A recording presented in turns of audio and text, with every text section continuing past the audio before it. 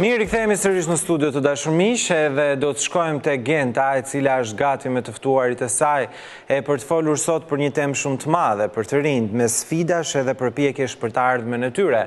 Kështu që unë do doja Gentën me njëherë ta kisha. Genta, mirëmëngjes. Përshëndetje Gledis, mirëmëngjes. Përshëndetje e dashur. Jam këtu me shumë të ftuar, janë miq tanë të cilët kanë bërë përpjekje për të bërë një pasqyrim, le të themi, të rinisë shqiptare 2011 thuhet këtu, por është një raport që përfshin shumë se kaq, është i konkretizuar, le të themi, me tema të caktuara dhe përpjekje për t'i dhënë një frym tjetër dhe një ndihmës tjetër rrugëve që shpesh herë hapen, por dhe atyre që nuk është kaq lehtë i hapësh, të rinisë flas. Kështu që përshëndetem edhe sot me Aspasianën, Arlindin, Armando dhe Jonidën. Ndërkohë që së bashku e dashur shifemi pas pak. Patjetër që po. Mirë atëherë, një libër shumë interesant, po e nis me ju, duke qenë se është pjesa ndoshta më angazhuese, apo jo? Zuhet thënë kështu. Në fakt ka pasur angazhim të jashtëzakonshëm për të bërë studimin, por produkti final na solli një kënaqësi të jashtëzakonshme dhe vazhdon të na sjellë akoma. Se siç e përmendë pak më parë, është botimi i vitit 2011, ku ka qenë dhe koha që të bëjë sondazhi. Kam përshtypjen që disa nga ato rezultate që kanë dalë nga studimi në atë kohë sot janë të ndryshuara, sepse dinamika e rinisë shqiptare është e jashtëzakonshme, jo vetëm e rinisë, e gjithë shoqërisë. Megjithatë, më që flasë për rini, kështu që ka qenë punë angazhuese, po shumë e bukur.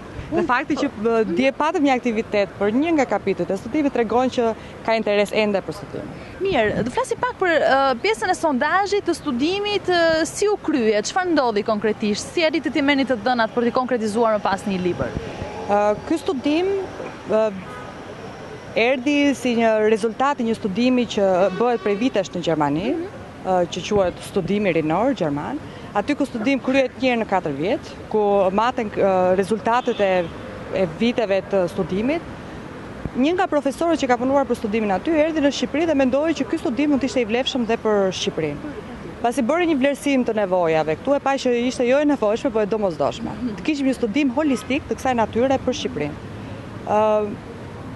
Kjo që fillesa. Dhe e gjitha kjo është për shkak të Fondacionit Friedrich Ebert që e solli studimin në Shqipëri. Më pas bashkëpunuam shumë ngushtë me kompaninë Hidra, e cila ka bërë një punë të jashtëzakonshme për sa i përket sondazhit, sepse është sondazh që mbulon gjithë rajonin do të thënë gjithë Republikën e Shqipërisë. Kemi bashkëpunuar me 4 autorë, që është Alba Çela, Geron Kaberi, Arbian Mazniku dhe Titi Tafshazi, dhe sigurisht dhe unë nga Fondacioni. Ka qenë një punë të cilën e kemi bërë me shumë dashuri dhe besoj që kjo ndjehet edhe për lexuesin.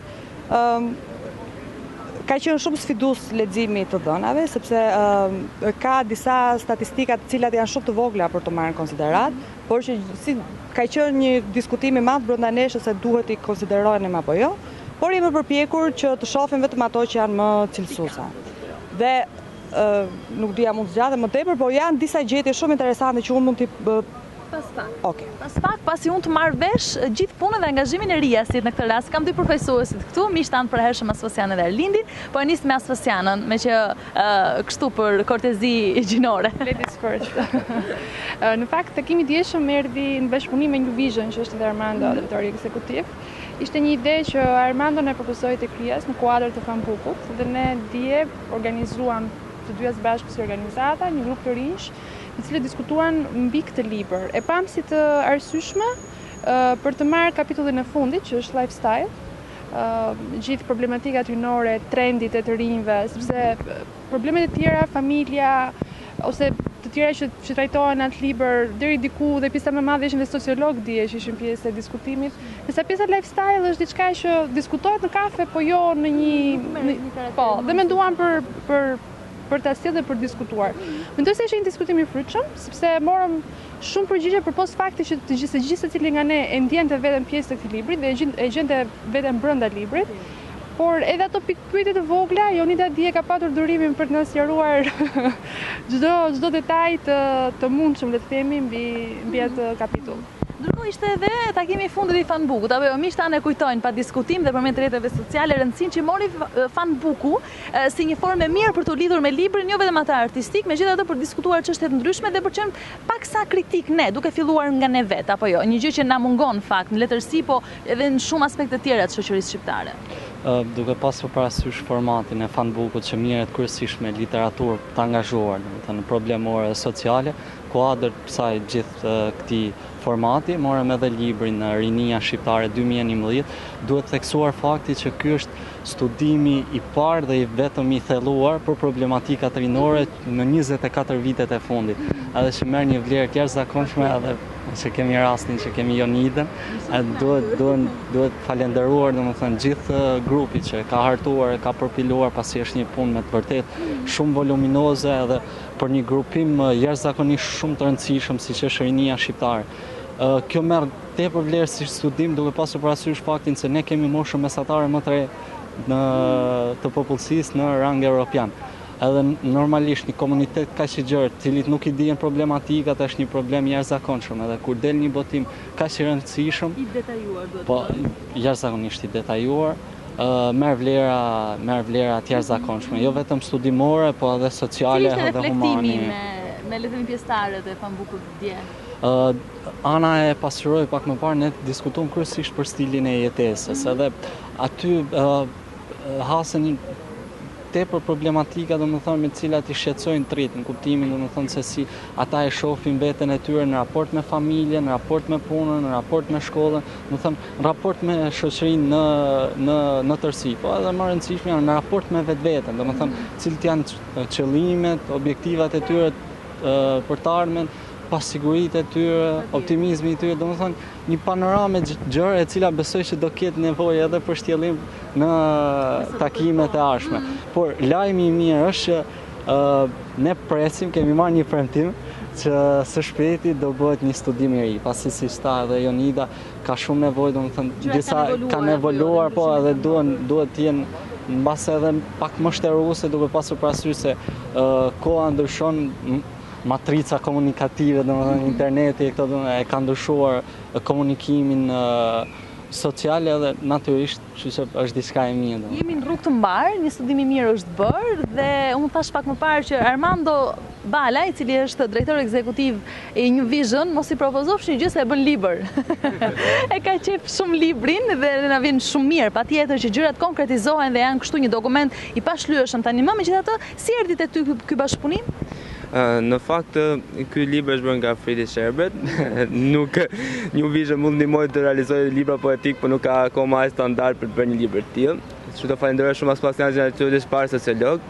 Fakti ideja erdhi nga një grup studentësh të sociologjisë, që aspirojnë shumë të bëhen sociolog, edhe do ndjen shumë mirë kur ta shohin intervistën. Dhe ata këtë libër ne kemi përdorur si referencë për gjatë gjithë vitit 2013 në disa diskutime, në disa mbledhje që janë bërë, është censi të rinjve.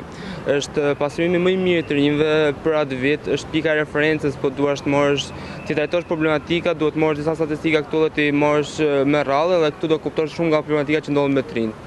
Edhe duke parë rëndësinë që po merr për të, duke parë se sa reale janë dhe sa të besueshme është për të gjitha rezultatet e këtij libri, tham pse jo, le të ftojmë ata që e kanë bërë librin dhe edhe disa nga pyetjet që dalin t'ja u bëjmë direkt atyre, për të marrë dhe një këmbështrim direkt mbi hartimin e librit, mënyrën si është punuar dhe gjithçka tjetër. Prandaj ne vendosim të bënim këtë takim. Shfrytuat eksperiencën, në këtë rast. Mirë, unë do doja të ndalesha pak në tematikat e shtjelluara në këtë libër, Jonid, në ato problematikat që kanë dalë si më thelbësore, le të themi, gjatë këtij studimi.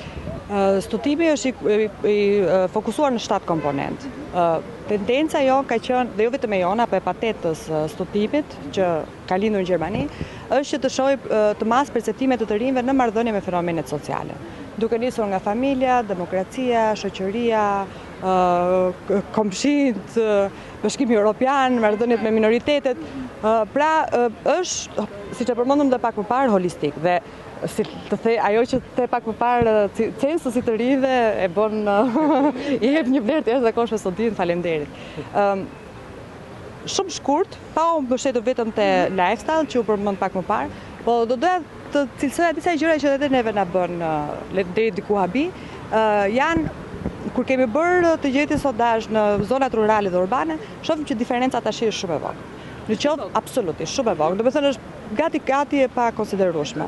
Ato fenomene që neve i shohim në zonat urbane, që ne i quajmë qytet ose qytetet të mëdha, i shohim gjithashtu edhe në zonat rurale.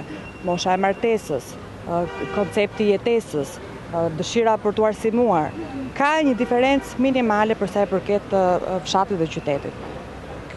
Arsyet mund të jenë të ndryshme, neve këtë diskutuam dhe dje në takim. Një nga arsyet është fakti që imigripi ka qenë shumë e madh, pra lëvizja ka qenë shumë e madhe.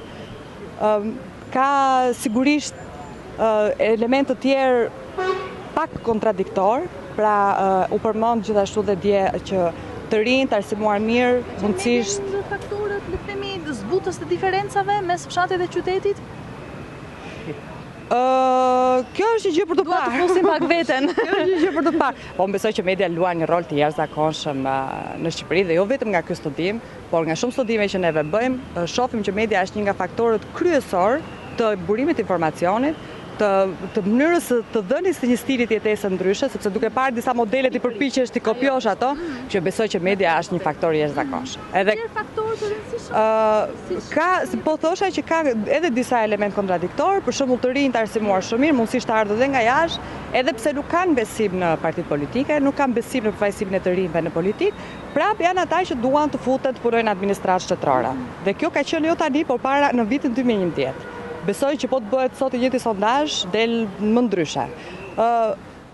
Besimet e politika dhe të demokracia shumë i vogël, dhe kjo nuk është vetëm Shqipëri, por është dhe në vendet e tjera të rajonit, si për shembull Kosovë, Sloveni, Kroaci, kemi bërë dhe një takim prezantues të studimeve tona dhe krahasim. Kështu që janë disa fenomene që nuk janë tipikisht vetëm shqiptare, por që ka dhe disa prej tyre që janë sigurisht vetëm shqiptare. Por e rëndësishme është që në vlerat themelore neve mbetemi prap ata shqiptarët klasik, të rinj shqiptar duhet shohin veten të martuar, të rinj shqiptar vlerësojnë jashtëzakonisht shumë familjen, të rinj shqiptar betojnë që integriteti dhe dinjiteti personal është një nga vlerat më të rëndësishme.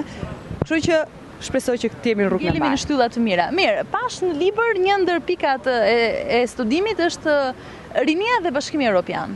E kemi 24 vite më shumë që e lakmojmë, e duam dhe më në fund morëm statusin sa mirë, megjithatë, cila është përqasja e rinisë, paktën sipas këtij sondazhi? Unë besoj që po ta bënim sot sondazhin, përgjigjet do të ishin ndryshe sepse kemi marrë statusin e vendit kandidat. Kështu që përgjigjet do të ishin në tjetër koncept. Megjithatë neve dalim optimistë të pashërueshëm.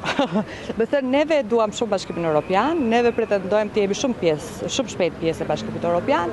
Kemi një optimizëm mbi 80% për bërjen pjesë të Shqipërisë brenda BE-s, por u diskutua dhe dje që në studimin krahasues ose në diskutimet krahasuese që bëm me vendet e tjera, vendet që janë më afër BE-s kanë një optimizëm shumë më të ulët se sa vendet që janë larg BE-s. Pra, sa më larg BE-s ti jesh, aq më shumë e lakmon. Dhe sa më afër BE-s ti jesh në procedura, absolutisht, në procedura që të afrojnë drejt BE-s, atëherë optimizmi bie dhe tendenca nuk është kaq e lartë. Kemi rastin e sistemit arsimor apo jo dhe të punësimit në Shqipëri, element që çalojnë dhe kanë përshtypjen nga koha e studimit. Deri më tani nuk është se kemi patur ndonjë ndryshim të jashtëzakonshëm për të thënë që edhe përgjigjet do të ishin ndryshe. Si ka qenë le të themi reagimi të rinjve në këtë aspekt? Të rinjt papunësia është shumë e lartë. Të rinjt janë, vazhdojnë të jenë të shpenzojnë paratë e prindërve dhe familjeve të tyre. Ka patur një pavarësi ekonomike. Absolutisht, janë konsumatorë të jashtëzakonshëm të buxheteve familjare. Pra jo të tyre. Dhe kjo vjen dhe për shkak të papunësisë. Sigurisht kjo është e lidhur. Kjo në marrëdhëniet shoqërore më pas duke përshkallëzuar në ato individuale, familjare etj. Kjo kryesisht ul nivelin e papërgjegjshmërisë edhe shtyn këto proceset, le të themi natyrore të martesës. Do të thotë kjo ka tendencë për të shtyr, dhe edhe pse në studim nuk del shumë e lartë, del 27 vjeç për çunat, 25 vjeç për gocat, mosha që ata mendonin veten të martuar, por që sigurisht duke patur probleme të sigurisht financave, se papunësia këtu sjell, e ke shumë të vështirë të marrësh përgjegjësira të tjera. Përgjithsisht të rinj shqiptar jetojnë në familjet e tyre, me sistemin arsimor janë të pakënaqur. Tendenca është e jashtëzakonshme për të shkuar drejt arsimit të lartë dhe ka tendencë po në rritje për të shkuar drejt masterit, doktoraturës, me thënë arsimin që shkon për te arsimit të lartë. Ka një tendencë për të ndjekur arsimin, po besoj që kjo është vetëm për të shmangur problematikave sociale. Gati është bërë dhe lehtë të ndjekësh këto shkallët ngjitëse në sistemin arsimor, pasi jem të gjithë vetëdijshëm apo jo, që nuk ka një sistem të drejtë vlerësues dhe aq më tepër një mirë kontroll të gjithë kësaj. Po unë mendoj që sot me reformën e re që po bëhet në arsim, nëse do të bëhesh pyetësori, do të kishte një optimizëm, të paktën optimizëm. Ndoshta nuk do të merrnim rezultate konkrete, sepse akoma nuk është konkrete gjithçka, por do të kishte një optimizëm rreth përmirësimit të sistemit arsimor. Kapitulli i parë shumë interesant, të rinj dhe komuniteti, besimi dhe vlerat, besimi dhe ndjenja e përkatësisë, paragjykimit dhe diskriminimi vlerat. Shumë të rëndësishme, këto është ajo pjesa qendrore jona, siç thënë ti në fillim. Po pra. Për besimin, në fakt jemi përqendruar shumë te feja. Edhe dje në takim doli që raporti me fen mes shqiptarëve, të rinjve shqiptarë dhe fesë është i papërcaktuar qartë. Ka qenë një nga ato rezultate që neve nuk kemi ditur shumë mirë ta analizojmë, sepse përgjithsisht të rinjt shqiptarë ndjekin familjet e tyre në çdo vlerë që ata kanë, duke futur këtu edhe fen, nëse prindit do të jenë të fesë muslimane ose katolike, ata do të ndjekin të njëjtin besim fetar. Gjithashtu edhe për politikën, për çdo gjë. Nëse prindit do të votoni për këtë parti dhe fëmijët do të votoni për të njëjtën parti. Kështu që kjo tendencë është shumë e qartë të rinj, por marrëdhënia me fen, me institucionet fetare është e paqartë. Do thonë, mendohet që janë më besimtar, jo thonë që jemi besimtar, po ti pyesësh për a kryen ata rritet, më thënë jo, nuk i kryen, nuk shkojnë për shumë në xhami apo në kishë rregullisht. Kjo marrëdhënie nuk është e qartë. Përsa i përket vlerave në përgjithësi, siç e përmenda edhe pak më parë, të rinjt shqiptar mbeten akoma në ato vlerat e moralit, le të themi, po e quaj kështu sepse janë to klishet o standarde që unë nuk po i ndahem në këtë rast. Përpiqen të vlerësojnë shumë familjen, pra familja është në kryeson, absolutisht, po. Absolutisht, dhe me që po e lidhët dhe njerë me fen, feja ose drejtuesit fetar, si hoxha, prifti e tjerë, janë në vend të fundit. Në ndryshim nga Kosova që janë në vend të parë. Kështu që shqiptarët ndjekin familjen. Mirë, do të ndalem pak përveç librit dhe tek aktivitetet tuaja të reja. Si të morëm vesh që u mbyll Fambuku për këtë sezon. Si shkoi? Mjaft mirë. Shumë mirë. Patëm, le të themi, një autor me kërkesa pa diskutim të pjesëmarrësve. Para Fambukut ne bëm një Fambuk, po them, dialektor, kishim zonin Diana Kastrati, e cila ka përkthyer për të parë, le të themi, një përkthim të mirë në gegërisht. Por eci mirë dhe shtatorin e mirëpresim, Fambuku do ketë një, le të themi, një ndryshim, sepse do ketë edhe promovim të rinjve. Pasi ky vit ishte një vit me produktivitet shumë të mirë. Më thënë, dhe Armando është në dijenit të kësaj pjese dhe kemi diskutuar shpesh.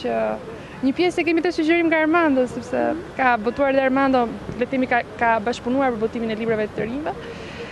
Do ketë, çdo muaj do ketë një autor të ri dhe një autor të madh, më thonjza, që ka një... Ka qenë një libër shumë i vlefshëm, kam përshtypjen, në rrethin e diskutimit, ka qenë shumë rëndësishëm sepse vetë jemi të rinj, ju drejtuesit e riasit, po ashtu dhe pjesëmarrësit, nuk ka limit moshe, po kam përshtypjen se ndihmon gjithsesi në njohjen e vetvetes tonë, po ashtu edhe të rinjve të tjerë të moshës tonë që janë qytetarë të këtij vendi me problematikat dhe sjelljet e tyre, apo jo? Gjithë cili e ka gjetur veten aty.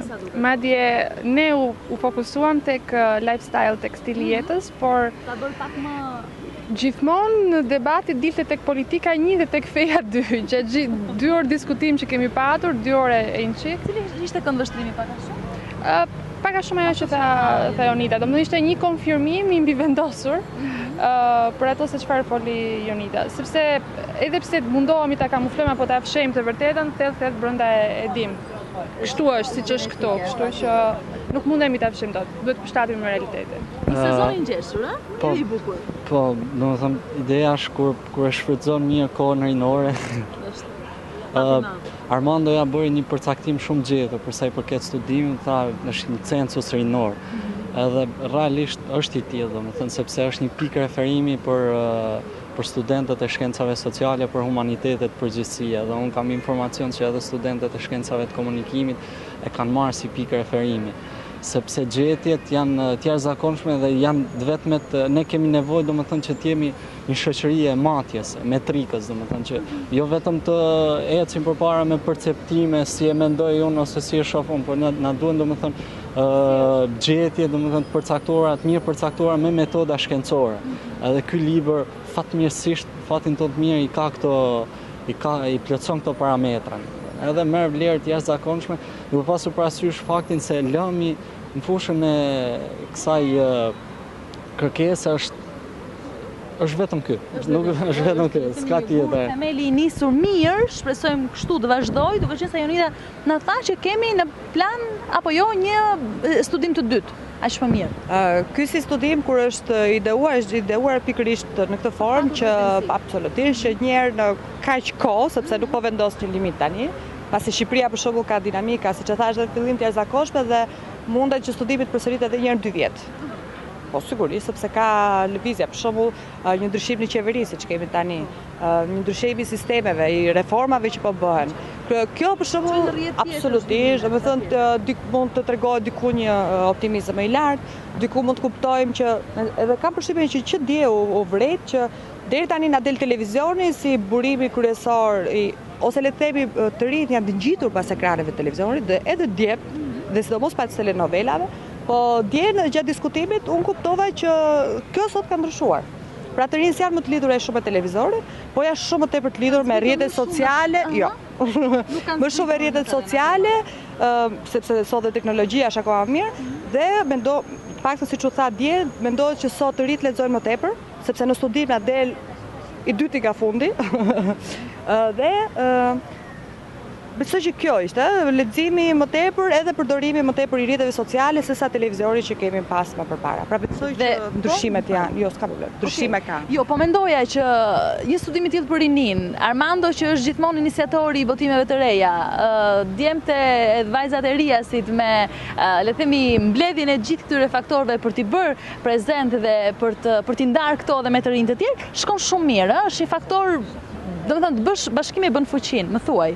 Vetëm një falënderim për zemër për gjithë fëmijët, domethënë, të cilët gjejnë kohën, domethënë, të jenë pjesë e këtyre forumeve, diskutimeve, edhe për miqtë e riasit normalisht, për Jonën, Mirelen edhe Florin, domethënë që janë bashkëpunëtorë të jashtëzakonshëm përveç se miq shumë të mirë. Natyrisht një falënderim edhe për organizatat partnere, për Armandën, edhe për gjithë miqtë, domethënë që na sugjerojnë që të bëjmë mini projekte, po cilat kur hapen domethënë forume më të mëdha marrin një vlerë. Është nevojshme të flasim, është nevojshme të dimë gjëra dhe është më tepër të njohim nga terreni. Aty ku në fakt vërtet ndodhin ndryshimet dhe gjithçka tjetër. Mirë, pra unë ndjej që u futa linj me Klevisin. Po, këtu jam. Po, unë e di, por që kur më lë fjalën po them. Ka qenë i domosdoshëm, le themi Klevis ky takim, jam shumë e gëzuar, duke qenë se rezultatet vijnë të mira, aq më tepër që kemi rrugtim të mirë për të bërë përpara dhe për të përsëritur studimet, duke shpresuar se sa edhe Jonida të kemi përmirësim të përgjigjeve dhe të mënyrës jetesës të rinjve. Mirë pra, ne kaq kishim. Unë shpresoj të kemi sa më tepër të rinj aktiv, siç ti folje sot në këtë intervistë bashkë me miqtë tu. Të falenderoj shumë. Faleminderit ju për kohën, uroj suksese dhe pushimet mbara, le të themi në të njëjtën kohë të këtij sezoni. Mirë Klevis, bashkë takohemi lart. Takohemi dhe nesër në transmetimin e drejt për drejt, si çdo ditë me Gentën e cila na sjell të ftuarit e saj. Shumë interesant, flasim për të rinj, por flasim edhe për tema të ndryshme të cilat na bashkangjiten në këtë transmetim të drejt për drejt. Do të shkojmë në muzikë të mirë, rikthehemi pas pak.